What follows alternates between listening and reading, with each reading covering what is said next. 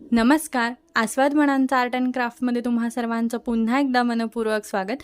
तर आज आहे आपला दिवस 13वा आणि त्यामध्ये आपण बघणार आहोत सिल्क थ्रेड. तर त्या संदर्भातल्या ज्या काही टिप्स आणि ट्रिक्स आहेत तर त्या सहित बघूयात. चला मग सुरुवात करूया. तोपर्यंत जर चॅनलवरती नवीन असाल म्हणजेच की आस्वाद मनांचा आर्ट अँड क्राफ्टवरती तर लाईक, शेअर आणि सबस्क्राईब करायला विसरू नका. त्याचबरोबर आपला जो दुसरा चॅनल आहे आस्वाद मनांचा, जिथे आपण वेगवेगळ्या पारंपरिक आणि डिलिशियस अशा रेसिपीज बघतो, तर त्याही चॅनलला भेट द्यायला विसरू नका. चला मग सुरुवात करूयात. तर आपण बघूयात सिल्क थ्रेड. तर सिल्क थ्रेड म्हणजे काय, तर रेशमचा धागा जो की एकदम असा नाजूकमध्ये येतो. हे बघा, अशा पद्धतीने एकदम नाजूक येतो की जो असा जरी केला म्हणजे थोडा जरी त्याला हे झाला तरी सुद्धा तो एकदम नाजूक असतो. त्यामुळे एकदम नाजूकतेनेच आपल्याला हँडल करावा लागतो. याच्यामध्ये वर्क करणं एवढं पण काही अवघड नाही आहे आणि एवढं पण काही सोपं नाही असंच म्हणता येईल. तर त्यासाठी महत्त्वाची गोष्ट म्हणजे की प्रॅक्टिस. तर त्यासाठी इथे काही ब्रँड्स आहेत जे की तुम्हाला सोपे जातात, म्हणजेच की थोडेसे जे क्वालिटी आहे धाग्याची ती व्यवस्थित आहे. तर जसं की नंदिनी आहे आणि KIP आहे. त्याचबरोबर अजून सुद्धा ब्रँड येतात जे आता सध्या माझ्याकडे अवेलेबल नाही आहेत, बट मॅजिकचा आहे. त्यानंतर जो आहे तो मोरचा आहे आणि त्यानंतर KIP मध्ये जो आलेला आहे तो आत्ता नवीन थ्रेड आलेला आहे, म्हणजेच की गोल्डन आणि सिल्वर. तर हे दोन्ही सुद्धा आलेले आहेत त्याच्यामध्ये आणि ते सुद्धा आपल्याला सिल्क थ्रेडमध्येच मिळतात, बट थोडासा धागा आपला जरदोशी जसा असतो तशा पद्धतीचा आहे. तर त्याच्यामध्ये तुम्हाला टिप्स काय आहेत, तर ज्यावेळेस तुम्ही नीडल यूज करता तर कसं आहे की सिल्क थ्रेडचा धागा आहे, सगळा धागा सारखाच मिळणार. तर त्यासाठी ज्या नीडल आहेत त्या जर का तुम्ही आत्ता अशा जर का आपल्या स्टीलच्या जर नीडल बघितल्या तर तुम्हाला इथे 24 नंबर यूज करावी लागते आणि ती जर का नवीन असेल तर तुमचा धागा 100% तुटणार. तर त्यासाठी कधी पण नवीन ज्यावेळेस नीडल यूज करता त्यावेळेस तिला आपला जो काही कपडा आहे त्याच्यामध्ये पंच करायचंय. 25 ते 30 वेळा पंच करायचंय. त्यानंतरच तुम्ही ही नीडल यूज करायला घ्यायची ज्यावेळेस सिल्क थ्रेडवरती यूज करता. ज्यावेळेस तुम्ही जर का 14 नंबरची आपली जी काही रेग्युलर नीडल आहे ती जर का यूज केली तरी काही प्रॉब्लेम नाही आहे. याने सुद्धा तुम्ही वर्क करू शकता. याने सुद्धा तुम्ही इझिली तुमचं जे काही वर्क आहे ते करू शकता. आणि त्याचबरोबर जी आहे तीच म्हणजे की सगळ्यात इम्पॉर्टंट आपली आयरन नीडल. तर ह्याच नीडलने आपण जे काही सिल्क थ्रेड आहे त्याचं वर्क केलं जातं.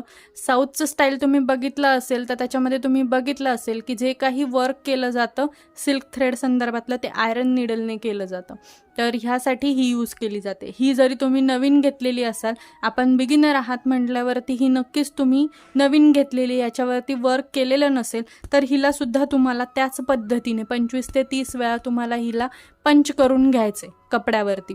अदरवाईज तुमचा जो काही सिल्क थ्रेड आहे तो तुटणार आणि तुम्हाला इरिटेशन होणार की मला वर्क जमत नाही आहे. तर असं अजिबातही करू नका. त्यापेक्षा तुम्ही पंच करून घ्या. 25 ते 30 वेळा तरी तुम्ही आणि पंच करून घ्या तुमचा जो काही कपडा आहे त्याच्यावरती. तुम्हाला मी सांगितले की कपडा जरी पंच केला तरी सुद्धा आपला कपडा अजिबातही खराब होत नाही, कारण तुम्हाला त्या बॅक साईडनी रब सुद्धा करता येते. कारण तुम्ही ज्यावेळेस तुमचा कपडा व्यवस्थित टाईट इथे फिट करता, आपलं जी काही लाकडी रिंग आहे त्यानंतर तो कपडा खराब होत नाही. जरी त्याला होल जरी आलं तरी सुद्धा तुम्हाला, जसं मी मागच्या याच्यामध्ये सुद्धा सांगितलं भागामध्ये, की आपल्याला त्याला रब करता येतं आणि रब केल्यानंतर तो पूर्वावस्थेत परत येतो. तर त्यामुळे त्याचं सुद्धा टेन्शन घेऊ नका. किंवा सरळ तुम्ही एखादा जुना कपडा असेल त्याच्यावरती सुद्धा पंचिंग करून घेऊ शकता. तर तसा सुद्धा काही प्रॉब्लेम येणार नाही. आता दुसरी गोष्ट म्हणजेच की ज्यावेळेस तुम्ही धागा ओपन करता त्यानंतर हा कागद फेकून द्यायचा नाही. कारण सांगते तुम्हाला की हा धागा तुम्ही ओपन केला त्यानंतर तुम्हाला काय करायचं आहे, हे बघा याच्यावरती तुम्हाला एक शेड असतो. तर शेड नंबर, आता तुम्ही हा धागा यूज केला एखाद्या वर्कला आणि त्यानंतर तो संपला तर तुम्हाला जर परत घ्यायचा असेल तर त्याचा जो शेड नंबर आहे तो तुम्ही विसरलात तर त्याच्यामध्ये खूप सारे शेड्स येतात. तर त्यासाठी काय करायचं आहे, आपला शेड नंबर जो आहे तो व्यवस्थित जपून सुद्धा तुम्ही ठेवू शकता. ठेवायचं इकडे तिकडे नाही, तर त्याच याच्यामध्ये ठेवून द्यायचा, ह्याच्यामध्ये ठेवायचा. त्यानंतर तुमचं जेव्हा वर्क कंप्लीट होईल त्यानंतर हा काढून सुद्धा तुम्ही त्याला परत रिटर्न लावू शकता अशा पद्धतीने. आणि तुमचा जो काही धागा आहे तर तो विस्कळतही नाही, व्यवस्थित राहतो. तर त्यासाठी तुम्हाला पुन्हा त्याला ह्या अशा पद्धतीने तुम्हाला पुन्हा त्याला व्यवस्थित टाय करून घेता येतं. आपला धागासुद्धा सेफ राहिला, आपला ब्रँडसुद्धा आपल्या लक्षात राहतो आणि त्याचबरोबर आपला जो काही शेड नंबर आहे तो सुद्धा आपल्या लक्षात राहतो यासाठी. तर मी हे तुम्हाला फक्त दाखवण्यासाठी आत्ता सध्या हे केलं होतं. तर अशा पद्धतीने हे व्यवस्थित जपून ठेवायचं जेणेकरून शेड नंबर राहतो. त्यानंतर आपल्याला त्याला वरती कव्हर करता येतं. आणि त्यानंतर आता आपल्याला धागा ज्यावेळेस यूज करायचा आहे, धाग्याला इथे एक नॉट असते. आपली जी काही नीडल आहे त्या नीडलनी ही जी काही नॉट आहे ती सोडवून घ्यायची अशा पद्धतीने. त्यानंतर इथून आपला धागा वापरायला सुरुवात करायचा. धागा वापरताना सुरुवातीला आपल्याला सिंगल थ्रेडच यूज करायचा आहे, कारण तुम्ही एकदम बिगिनर आहात. त्यामुळे तुम्हाला जो काही धागा यूज करायचा आहे तो एकच धागा म्हणजेच की एक पदरच आपल्याला घ्यायचा आहे. डबल धाग्याचाच वर्क केला जातो. कारण सांगते तुम्हाला की कारण असं असतं की ज्या वेळेस आपण फील करतो एखादी गोष्ट, जसं की मोर असो किंवा स्क्वेअर असो, ट्रायंगल असो किंवा वेगवेगळ्या डिझाईन्स असो, फ्लॉवर्स वगैरे, तर त्याच्यामध्ये ज्यावेळेस तुम्ही फील करता तर त्या फील करता वेळेस तुम्हाला जे काही वर्क आहे तर तो कपडा दिसला नाही पाहिजे तुमचा. तुम्ही जे काही त्याच्यामध्ये पायपिंगची जी काही थ्रेड असते अशा पद्धतीची, तर ती सुद्धा तुमची दिसली नाही पाहिजे. यासाठी तुम्हाला तो डबल धागा यूज करायचा आहे. त्याचा वर्कचा जो काही फिनिशिंग आहे तो एकदम सुंदर येतो. तर त्यासाठी तुम्हाला इथे जो काही थ्रेड आहे तो डबल यूज करायचा आहे. बट ज्या वेळेस तुम्ही प्रॅक्टिस करता तर त्यावेळेस काय होतं, ज्यावेळेस तुम्ही अशा पद्धतीने डबल थ्रेड घेता, अशा पद्धतीचा, आता समजा हा आपला खालचा हात आहे आणि हा वरचा हात आहे, आणि ज्यावेळेस तुम्ही कपड्यातून खालून हे करता, पंच करता, आणि ज्यावेळेस तुम्ही वरती उचलायला जाता, बिगिनरचा फक्त एकच वरती येतो आणि दुसरा खाली राहतो. तर त्यावेळेस काय होतं की आपलं जे काही फिनिशिंग आहे ते व्यवस्थित येत नाही. तर त्यासाठी काय करायचं, सुरुवातीला आपल्याला प्रॅक्टिस जी करायची आहे ती सिंगल थ्रेडमध्ये करायची, चेन स्टिचमध्ये करायची. त्यानंतर आपल्याला जे घ्यायचं आहे ते म्हणजेच की आपलं जे काही हे आहे डबल थ्रेड, तर त्याच्यामध्ये सुरुवात करायची. डबल थ्रेड करताना काय करायचं तुम्हाला ते मी त्यावेळेस सांगेन तुम्हाला की डबल थ्रेड ज्यावेळेस आपण यूज करणार आहोत त्यावेळेस. तर मग आजच्या टिप्स कशा वाटल्या कमेंट करायला विसरू नका. काहीही प्रश्न असेल विचारायला विसरू नका, घाबरू नका. जे काही असेल ते बिनधास्तपणाने कमेंट करा, मी त्याची उत्तरं पुढच्या व्हिडिओमध्ये नक्की देण्याचा प्रयत्न करेन. आणि त्याचबरोबर मी पुन्हा एकदा सांगते, चॅनलवरती जर नवीन असाल लाईक, शेअर आणि सबस्क्राईब करा, जेणेकरून तुम्हाला हा घर बसल्या फ्री आरी वर्क क्लास जो आहे तो करता येतोय. तर त्यासाठी सगळ्यात आधी तुम्हाला नोटिफिकेशन मिळेल, त्यासाठी तुम्ही सबस्क्राईब करायला विसरू नका, बेल आयकॉनला दाबायला विसरू नका. तर चला मग आता आपलं जे काही चेन स्टिच ह्या थ्रेडने आहे तर ते सुरुवात करूया. तर सुरुवातीला काय करायचं आहे आपल्याला, आपला जो काही थ्रेड आहे ज्या पद्धतीने आपण नॉट बांधतो त्या पद्धतीने याला सुद्धा नॉट बांधून घ्यायची. अशा पद्धतीने नॉट टाय झाली की थोडीशी जाडच नॉट टाय करायची आहे, कारण काय की हा सिल्क थ्रेड आहे लगेचच वरती येतो त्यासाठी. तर इथे नॉट टाय केल्याच्या नंतर आपण ज्या पद्धतीने आपली जरी थ्रेडचं ज्या पद्धतीने वर्क करतो सेम तसंच वर्क आहे, फक्त याला फोर्सफुली वरती ओढण्याचा प्रयत्न करायचा नाही. कारण काय होतं की आपण जो काही आत्तापर्यंत जरी थ्रेड यूज केला होता ज्याच्यामध्ये नायलॉन बेस होता, याच्यामध्ये अजिबातही नायलॉन बेस नाही आहे. तुम्ही थोडं जरी त्याला ओढाताण केली तरी तो धागा तुटतो. तर त्यासाठी तुम्हाला एकदम सावकाशपणाने म्हणजे हळूवार याला जे काही खालचा हात आहे तो सुद्धा एकदम लूज, खूप जास्त लूज पण नाही आणि खूप जास्त टाईट पण नाही, अशा पद्धतीने मीडियममध्ये तुम्हाला तो पकडायचा आहे. अशा पद्धतीने खूप ओढाताण पण नाही करायची आणि खूप जास्त सैल पण नाही सोडायचं आहे. अशा पद्धतीने तुम्हाला तो धागा पकडायचा आहे. आणि त्यानंतर तुम्ही जसं आपलं जरदोशी जरी वर्कचं वर्क करता तर तशाच पद्धतीने हे सुद्धा करायचं. तर चला सुरुवात करूया. आता इथे नीडल यूज करताना तुम्हाला जर 14 नंबर कम्फर्टेबल असेल 14 नंबर सुद्धा तुम्ही कंटिन्यू करू शकता. अदरवाईज तुमच्याकडे जर का अशा पद्धतीच्या स्टील नीडल्स असतील तर 24 नंबरची नीडल तुम्ही यूज करू शकता. अदरवाईज तुमच्याकडे जर का आयरन नीडल असेल तर ती सुद्धा तुम्ही यूज करू शकता. जसं मी तुम्हाला सांगितलंय, नवीन नीडल असेल तर पंच करून घ्या, त्यानंतरच सुरुवात करा.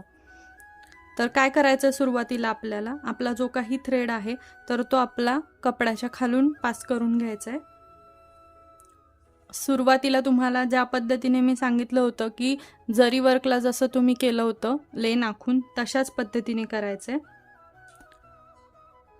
थ्रेड आपला पास करून घ्यायचा.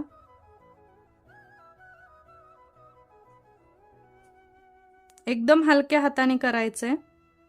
त्यानंतर ज्या पद्धतीने आपण चेन स्टिच टाकतो त्याच पद्धतीने याच्यासुद्धा चेन स्टिच टाकून घ्यायच्या. मध्ये मध्ये धागा तुटला तरी सुद्धा अजिबात घाबरायचं नाही, टेन्शन घ्यायचं नाही किंवा इरिटेट व्हायचं नाही. पुन्हा एकदा नव्याने सुरुवात करायची. अशा पद्धतीने त्याचा गुंता होतो. हे बघा, मी आता करून दाखवतेय तुम्हाला की अशा पद्धतीने आपला जो काही थ्रेड आहे तो विस्कटतो.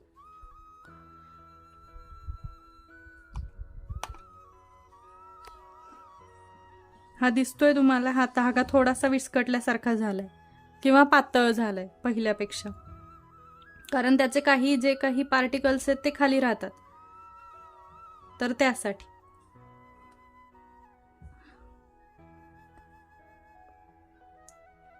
खालचा जो काही हात आहे एकदम असा एकदम सावकाश पकडायचा, खूप जास्त टाईट किंवा खूप जास्त लूज अशा पद्धतीने न पकडता एकदम मीडियम मध्ये पकडायचा, जेणेकरून की आपल्याला सहज आपला जो काही धागा आहे तो वरती काढता आला पाहिजे आणि धागा तुटणार सुद्धा नाही तुमचा.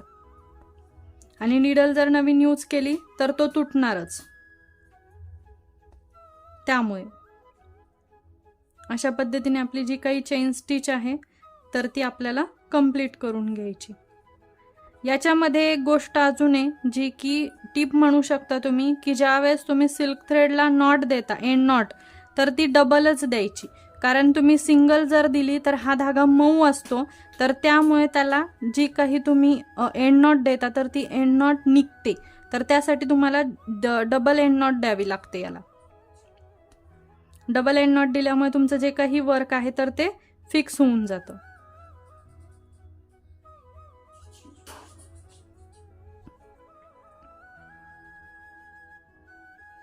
एंड नॉट देताना आपला धागा वरती घ्यायचा, त्यानंतर पुन्हा त्याला धाग्याला आपण जसा जरदोशीला देतो तशाच पद्धतीने द्यायचा याला सुद्धा एंड नॉट.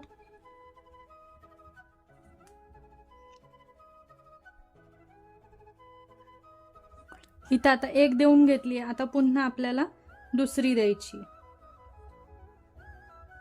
जेणेकरून आपलं जे वर्क आहे, जे कोणतं वर्क आपण करतोय ते इथं फिक्स होऊन जातं.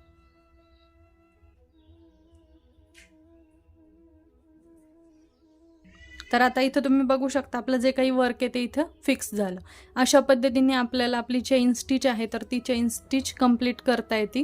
आणि त्यानंतर तुम्ही डबल थ्रेडनी सुद्धा ट्राय करू शकता. ते आपण पुढच्या भागामध्ये बघूयात. आजचा व्हिडिओ कसा वाटला आणि त्याचबरोबर ज्या काही टिप्स अँड ट्रिक्स दिलेल्या आहेत त्या तुम्हाला कशा वाटल्या कमेंट करायला विसरू नका.